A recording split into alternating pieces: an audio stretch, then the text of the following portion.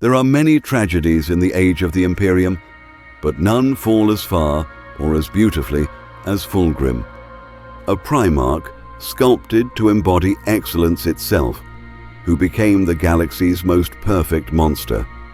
He is the only Primarch who truly chose chaos, not from manipulation or weakness, but from desire. And tonight, we open the vault and trace the rise, the corruption, and the ascension of Fulgrim the Phoenician. Fulgrim's life begins on Chemos, a world dying under industrial starvation. He didn't conquer it by force, he saved it. He reorganized their failing systems, brought the factories back online, and rebuilt a civilization from the brink of collapse. When the Emperor found him, Chemos was thriving, and Fulgrim believed perfection was finally within reach. In the early days of the Great Crusade, the Emperor honored Fulgrim's ideals by granting his legion a privilege given to no one else: the right to bear the Palatine Aquila, his own symbol. The Emperor's children believed they were the purest expression of humanity's potential, and for a time, they were.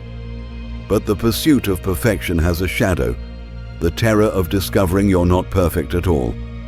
That fear would define Fulgrim's fall. His legion was small, ravaged early by a catastrophic gene seed blight. To contribute meaningfully to the crusade, Fulgrim fought at Horus's side, and the two grew close.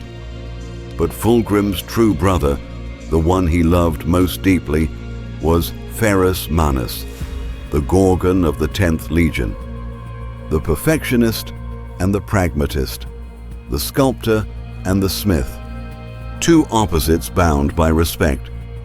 They even forged blades for each other, weapons born of brotherhood. That matters, because those blades will return at the end.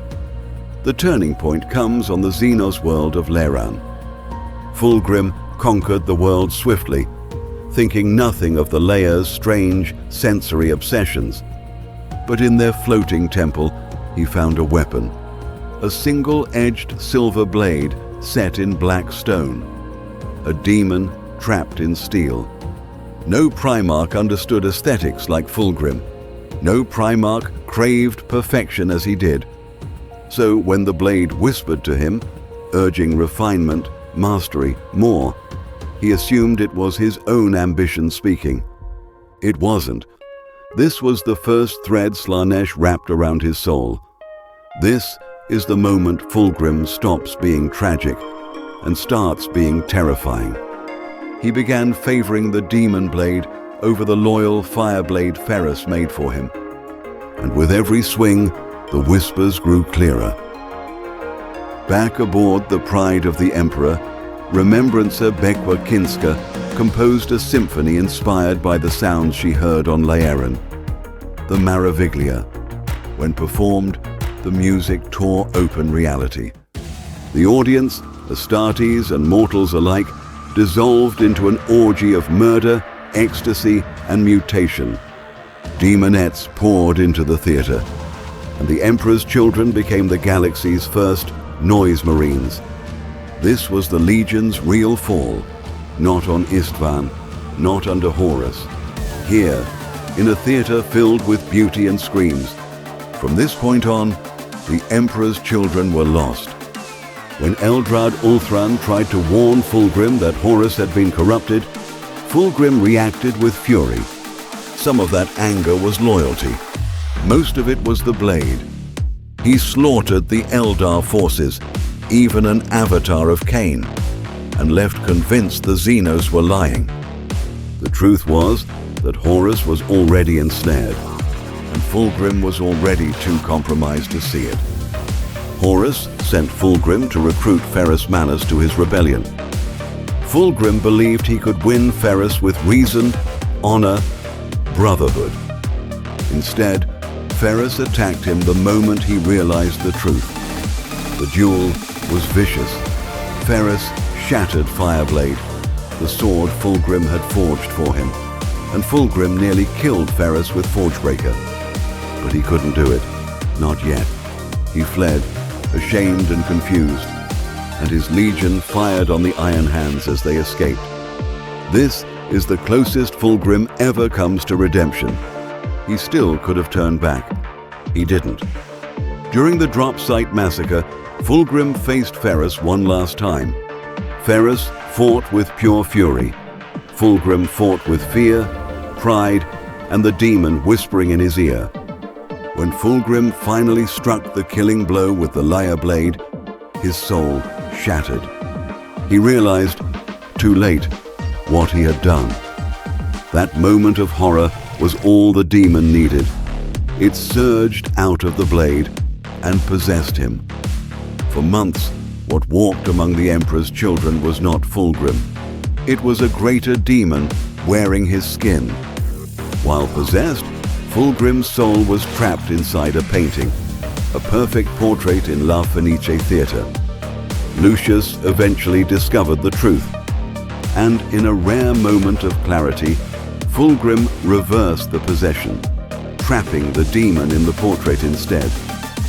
But that epiphany didn't lead him back to the Emperor. It led him deeper into Slaanesh. Fulgrim didn't reject the demon's power. He studied it, mastered it, and chose it willingly. This is what makes Fulgrim unique. He is the only Primarch who embraces chaos as self-improvement. Fulgrim's next act was to manipulate Perturabo into helping him reach the crone world of Idris. Perturabo thought they were hunting a weapon. He was wrong. Fulgrim intended to become it. Using a Slaaneshi artifact called the Maugatar Stone, he secretly drained Perturabo's life force in preparation for apotheosis. Perturabo realized the truth only moments before it was complete.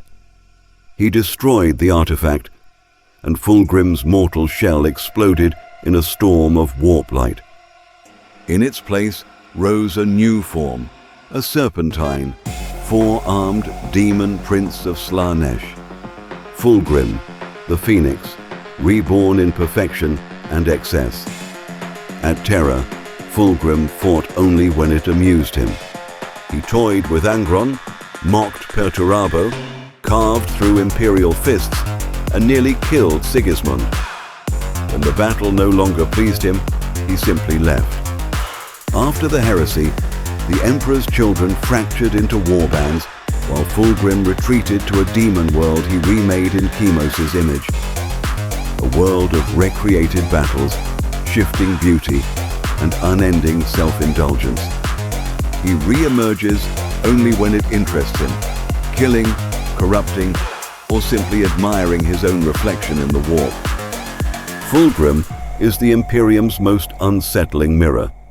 He represents everything the Primarchs feared about themselves: pride without limit, ambition without restraint, perfection without morality.